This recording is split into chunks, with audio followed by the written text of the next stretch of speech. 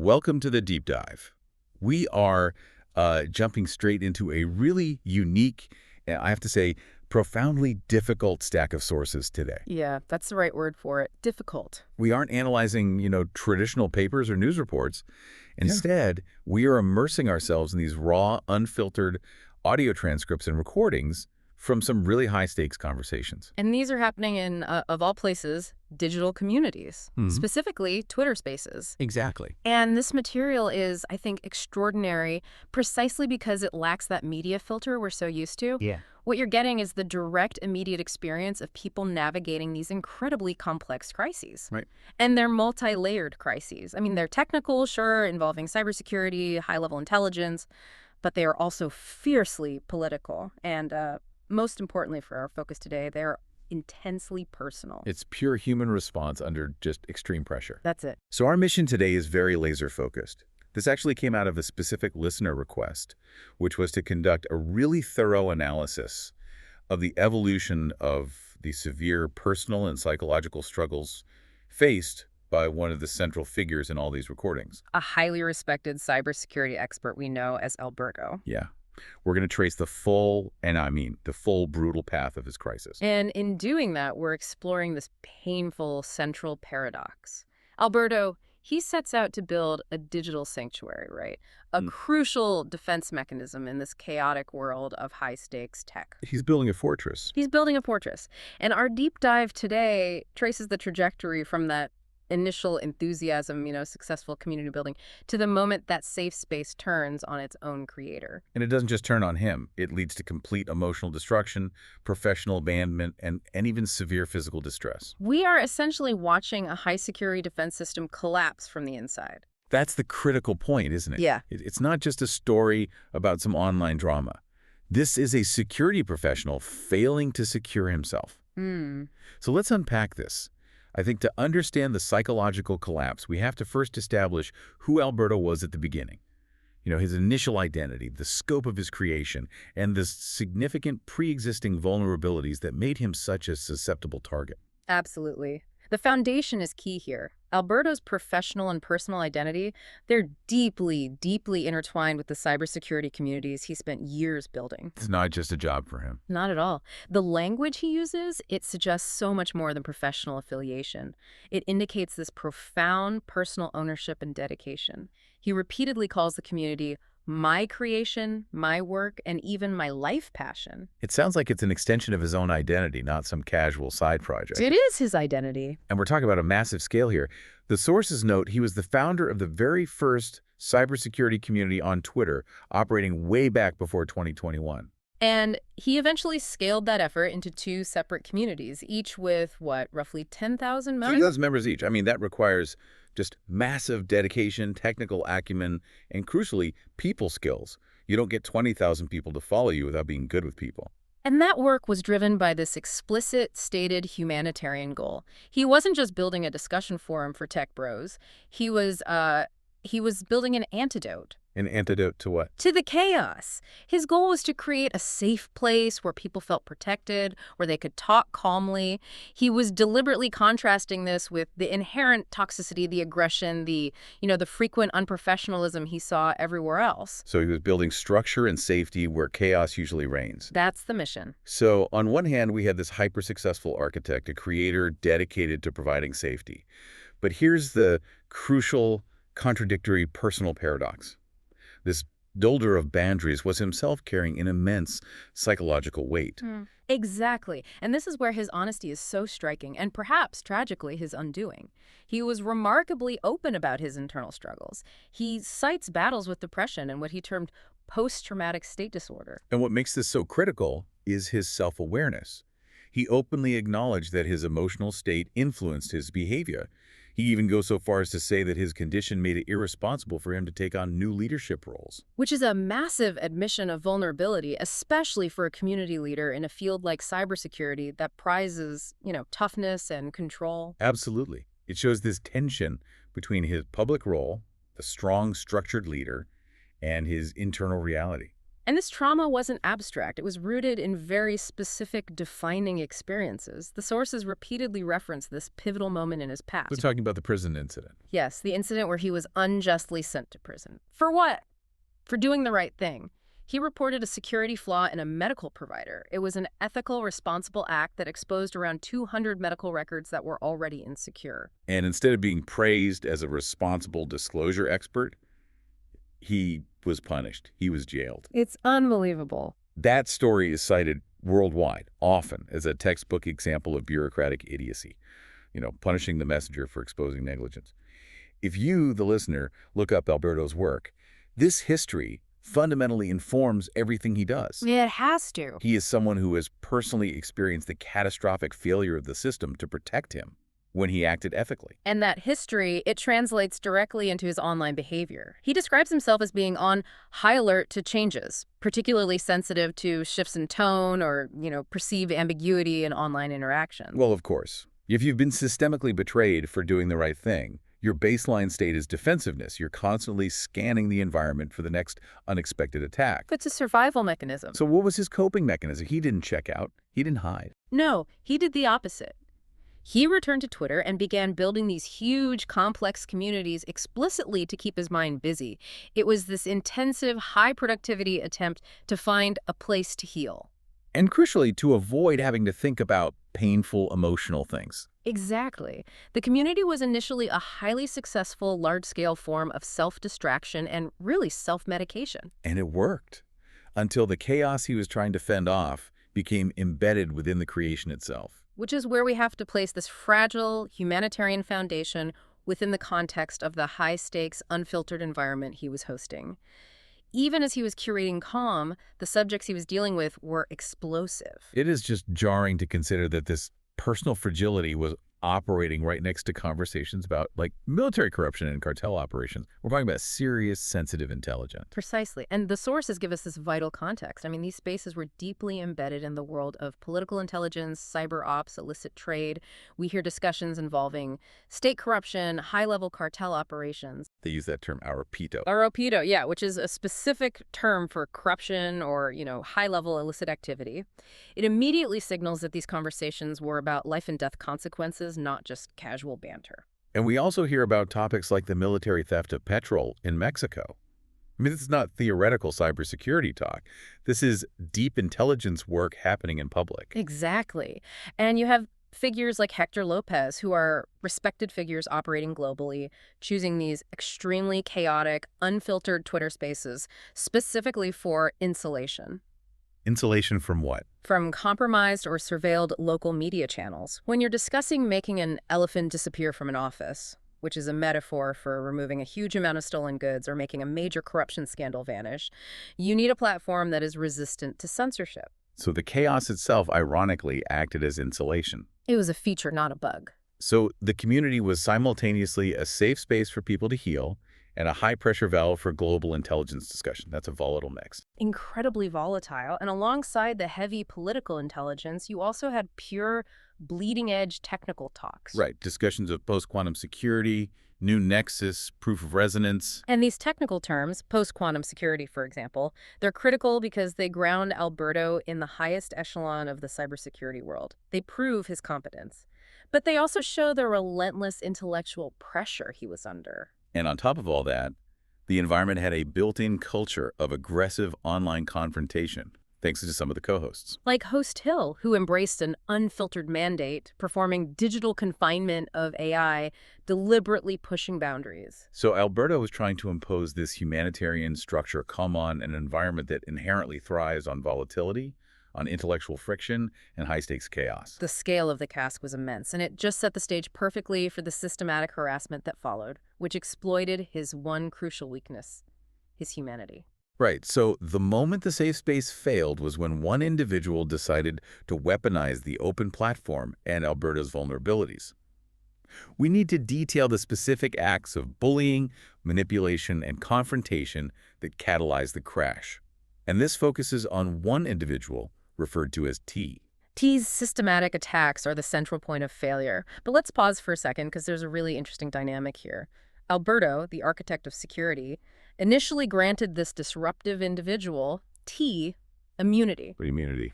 He literally gave T an award for being the most annoying, disturbing person in the space. But he let him stay. He offered him a chance to change his disruptive behavior. You know, the constant interruptions, the loud noises, talking over everyone. Wait, hold on.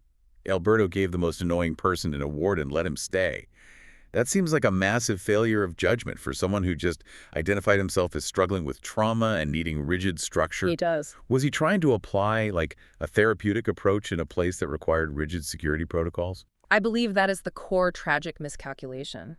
His humanitarian impulse, this desire to rehabilitate the rotten apple and maintain an open door, it overrode his security expertise.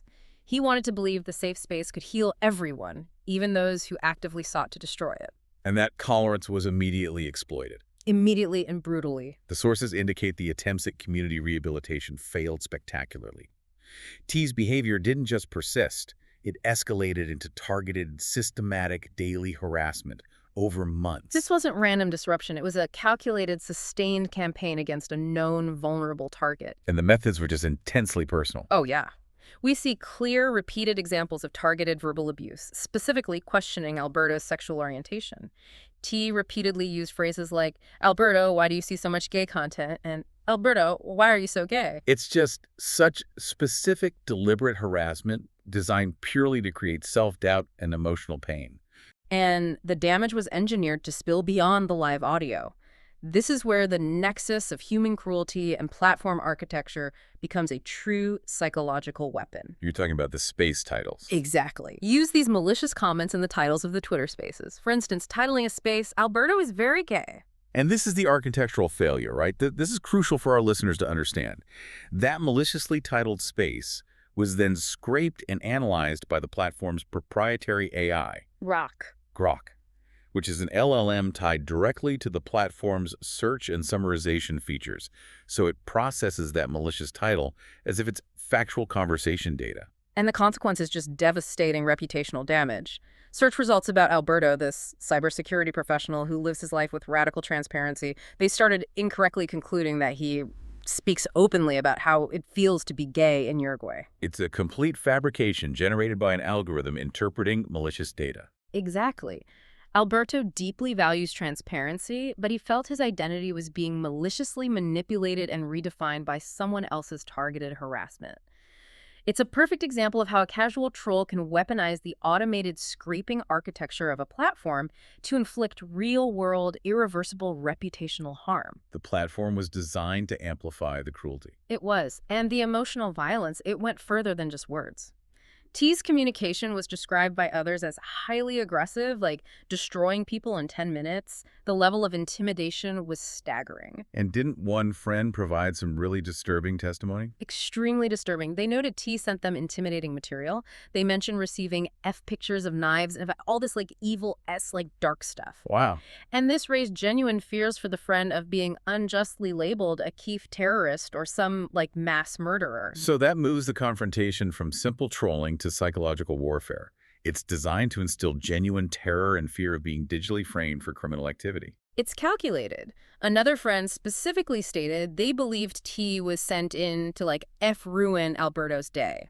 This implies a perceived, deliberate effort, not just random agitation. Which confirms the link to these discussions in the sources about online dark psychology. Yeah. He wasn't just an annoying user. He was executing a sustained, calculated campaign using manipulative tactics for control. And he used tactics that preyed specifically on Alberto's nature as a high-alert, detail-oriented professional. Like the digital attacks. Yeah, low-level stuff. Sending messages designed to crash Android phones.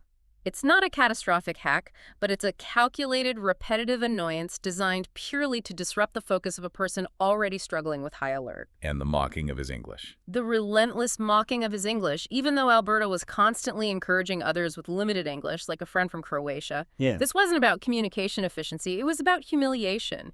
It was about undermining his authority and his humanitarian effort to be inclusive. So the evolution of the problem is just crystal clear. It moved from simple, manageable disruption to systematic, calculated psychological torture that used the platform's own mechanics as a weapon. The result of this sustained campaign was, I guess, inevitable and catastrophic. Alberto reached an explosive breaking point, And this is where the physical manifestation of digital trauma becomes absolutely undeniable. The crisis fully moved from the screen into his physical body. The crash was complete and total. Alberto describes reaching a point where he just, quote, exploded. He said, "To hell with all of you," and I left. And how did he describe feeling? Completely overwhelmed, destroyed, and, in his own words, profoundly losing his spirit. And that loss of spirit translates immediately into a professional inability to lead, which for him is a fundamental identity crisis. It is. He states clearly that his condition makes him not responsible for leadership. He acknowledges the depth of this crisis, noting it is much too old and will be much harder than last time to start recovering. Which implies a pattern of recovery and collapse.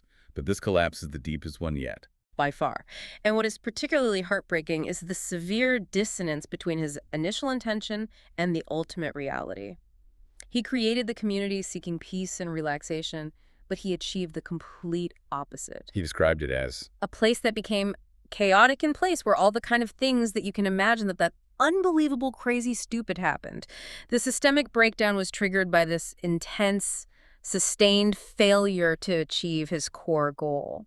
Let's slow down and focus on this psychosomatic breakdown, because this is the critical proof that the digital battle was a real one. The psychological stress evolved into severe physical ailments. I mean, this isn't just a headache. These are severe neurological and systemic symptoms. They are staggering. The specific symptoms he shared publicly are classic markers of extreme, unmanaged stress and anxiety reaching critical levels. He mentioned losing feeling in his foot. Losing feeling in the bottom of his foot, feeling a big ball of pressure, my tongue is numb, and a chronic pressure in my abdomen. These are all signs the sympathetic nervous system is locked into a permanent fight-or-flight state. It's overwhelming the body. And did the medical community even recognize this level of digital trauma? His frustration with traditional medical care seems really high in the source material. Absolutely. He expressed profound fear, stating he could die tomorrow, linking his stress directly to his physical decline. What added immense frustration was his experience with the conventional system. He felt his hospital visits were useless because the doctors weren't providing thorough diagnostics. They were just treating symptoms. Treating symptoms, not the underlying stress-induced systemic crisis. He felt dismissed and unable to get to the root cause, which, of course, just increased his stress levels exponentially. His public sharing of this acute physical pain, amplified across the very platform he was trying to abandon, it just highlights his desperation. It does. And it brings us to the key emotional failing of the community, the need for protection, and the clear signs that were missed. This is a huge part of the betrayal he felt. Alberto was deeply hurt that the people he considered friends failed to step up and protect him when he was most vulnerable. He says it explicitly, doesn't he? He does. I was expecting people to stand for me and protect me because I was vulnerable, and reaching this point was the worst thing that will happen. And he provided evidence that this failure wasn't due to ignorance or his own silence. He detailed that he had sent messages and posts and tweets about 20 times expressing that he was not okay. But he lamented that nobody noticed those signs. It's a profound sense of abandonment. It is, and it's underscored by the analogy he chooses. He compares the community's failure to notice his distress to failing to notice the clear signs of a person about to commit suicide. That is the ultimate expression of the emotional cost. The safe space he created became an isolated echo chamber where the community he built actively contributed to his demise through inaction. The ultimate irony being that the cybersecurity expert, the one who knows how to spot anomalous traffic and attack vectors, was sending clear social signals of distress, and the system failed to trigger an alert. The psychological evolution of his problem, starting with the harassment, climaxed with a severe crisis of trust. This profound sense of betrayal and abandonment led to a fundamental defining change in his relationship with the community and his work. He moved from dedication to absolute necessary alienation. And the failure of trust, it extended far beyond the main harasser. Even genuine attempts at connection were being filtered through this new lens of toxicity. Oh, yeah. He was deeply hurt by a friend who misinterpreted his comments about their interactions being amazing and beautiful as him saying they wasted months, days of your life together. Which is just a complete misreading of what he was trying to say. Alberto called that interpretation malicious and hurtful. It just demonstrates how completely shattered his ability to process genuine human connection had become. The environment had grown so toxic that expressions of gratitude were instantly viewed through a lens of suspicion and self-recrimination by others. And he was breeding paranoia throughout the whole space. Absolutely. And this high-stakes, volatile environment quickly seeped into his personal life, generating actual acute paranoia. Another friend, Helen, suggested Alberto had a handler or was part of a conspiracy, And what was her basis for that? based entirely on his highly stressed reaction to being systematically harassed. That's just unbelievable. This specific accusation was a major blow because it attacked his core identity of radical transparency. He says, if you Google my name, you get to know whatever you want about me. If you click on Google, put my name, and you go to Maps, you will see where I live. He's an open book. He is. So the fact that a friend would suggest he was some deep cover conspiratorial figure with a handler just shows how completely the digital toxicity had polluted even his most trusted, intimate relationships. It's the ultimate gaslighting.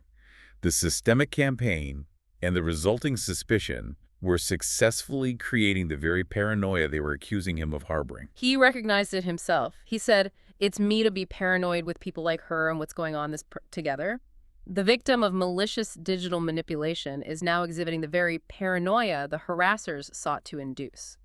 The mission was accomplished by the attackers. And the cumulative effect of all this, the attacks, the physical decline, the perceived lack of protection, it led to his monumental decision. The total abandonment of his life's work. This wasn't just logging off for a week. It was a permanent, painful divorce from his creation, a process he was actively dreading. He decided to transfer the administration of his main 10,000-member community to a trusted friend, though he noted he fears the process because he does not want to see anything from anybody. That phrase is just a heartbreaking expression of total exhaustion and trauma.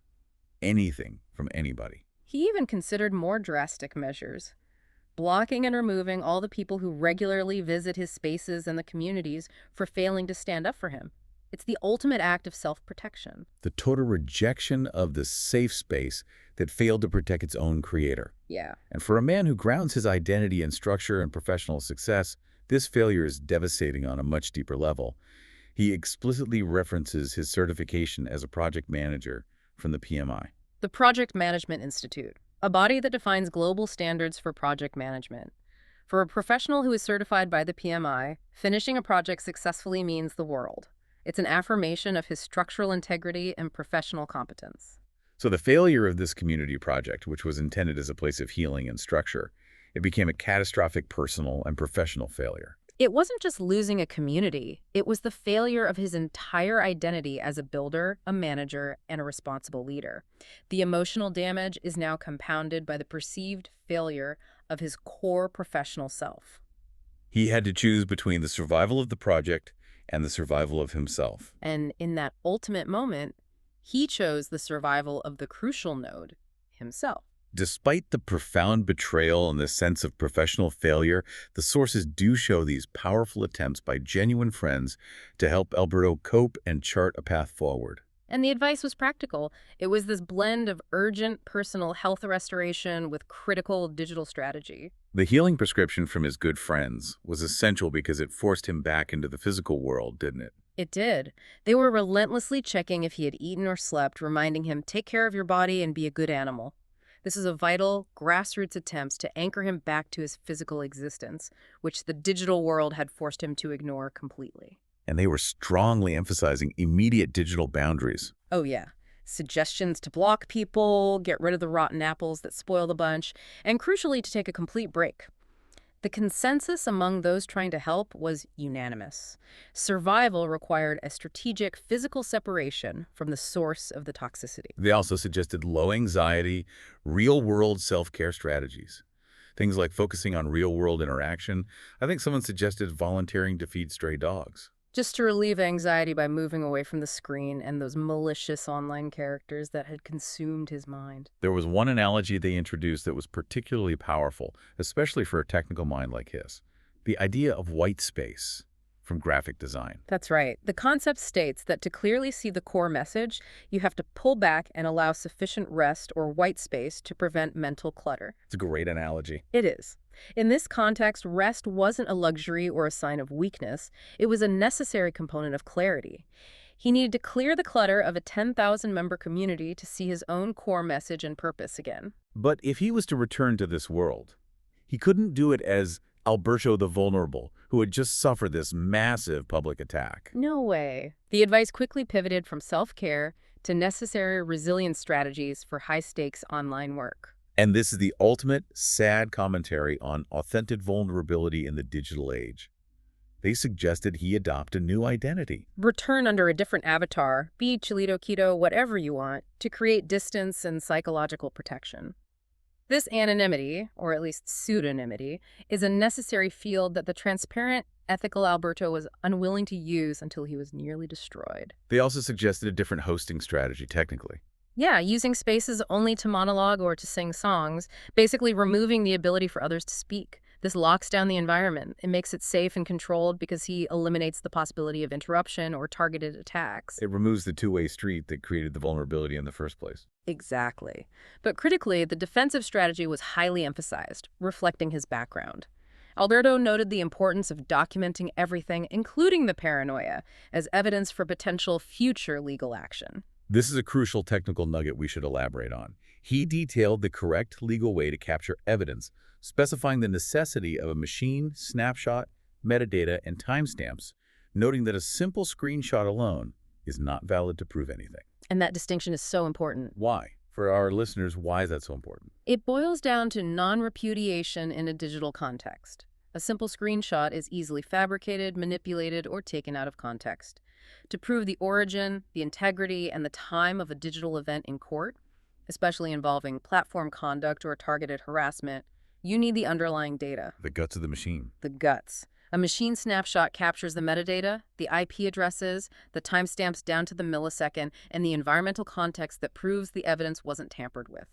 It proves that the digital event occurred on a specific machine at a specific time. So for a cybersecurity professional, this technical rigor in documentation becomes the final, non-negotiable form of self-defense. It's his last line of defense. And that emphasis on documentation, it really underscores the seriousness with which he views the malicious actions, not just as annoyance, but as potentially criminal behavior. Right. Ultimately, despite all the destruction, Alberto did reach a kind of philosophical conclusion about his own recovery. He did. He believes he will be fine and can start from zero somewhere else. But the most enduring source of his frustration, and this is where we have to spend some time, remains the ethical failure of the platform creators themselves. This is a point that needs a full minute of dedicated discussion. Why does a security professional like Alberto find this failure so incredibly frustrating? Because he sees it not as an accident, but as a calculated corporate choice. He is convinced that these platforms possess the necessary technology, specifically AI pattern detection, to flag and prevent predators, systematic harassment, and coordinated attacks. They have the tools. They have the capability. They can use the same LLMs they use to scrape content to identify the intent of malicious communication patterns, like tease. They can see it happening in real time. But he believes they choose to do nothing. Nothing, because profit depends on maximizing engagement and confrontation. The chaos is highly engaging. It drives clicks, it drives ad revenue. So for him, this isn't just venting. This is a security professional observing a clear systemic ethical failure built directly into the monetization model of these open digital platforms. That's exactly it. When the platform allows malicious actors to systematically torture a high-value, highly transparent user over months, despite the presence of advanced detection technology, it indicates that the terms of service are meaningless compared to the pursuit of maximizing chaotic user activity. This inaction, for him, is the enduring failure of the entire system he tried to use for good. It really brings the focus back to the creator. Alberto had to shut down his own humanitarian creation because the architecture of the host platform made it impossible for him to secure. So the ultimate defense was not better code or better moderation. No, it was simply self-imposed oblivion. This deep dive into Alberto's sources, it just provides such a stark illustration of the sheer energy required to manage the digital and emotional friction of a high-stakes online community. And the community, which was intended as this powerful defense mechanism, a place to heal for someone recovering from trauma, tragically became the very source of his profound vulnerability and eventual collapse. We saw the brutal, profound evolution of his problem. I mean, starting as a strategic, productive attempt to heal through humanitarian work. It quickly morphed into a months-long campaign of systematic psychological torture, and that was done via one malicious actor and really algorithmic exploitation. That Grok example is the most chilling part of this for me. It's horrifying. And finally, it manifested as severe system-wide physical illness.